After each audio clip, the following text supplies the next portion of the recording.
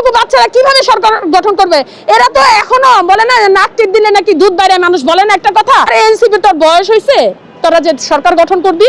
তোর কোন যোগ্যতা আছে তোরা যে সরকার গঠন করবি? না আছে ঠিক মতো মেধা, না আছে তোদের মুখের ভাষা। ষড়যন্ত্র করতেছে না, এটা নাকি বিএনপি সরকার না, এটা এনসিপি সরকার করবে। আর এনসিপি তোর বয়স হয়েছে, তোরা যে সরকার গঠন করবি? তোর কোন যোগ্যতা আছে তোরা যে সরকার গঠন করবি? না আছে ঠিক মতো মেধা, না আছে তোদের মুখের ভাষা, না আছে তোদের ত্যাগ, না আছে তোরা নির্যাতিত।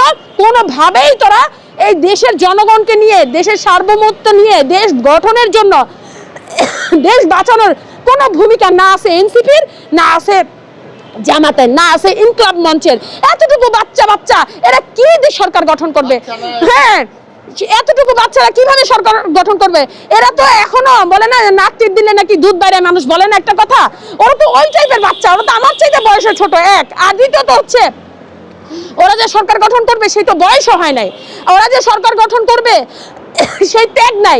বিএনপি সরকার, আমাদের তারেক রহমান নির্যাতিত সরকার, কারণ তার মাকে নির্যাতন করে এক পর্যায়ে তাকে শেষ করে দিছে জেলখানায়। আমাদের জিয়াউর রহমানকে শেষ করে দিছে। আমাদের কোকো ভাইরে, আমাদের কোকো সাহেবরে নির্যাতন করে তাকে কি বলে জেলখানায় পয়জন দিয়ে তাকে শেষ করে দিয়েছে।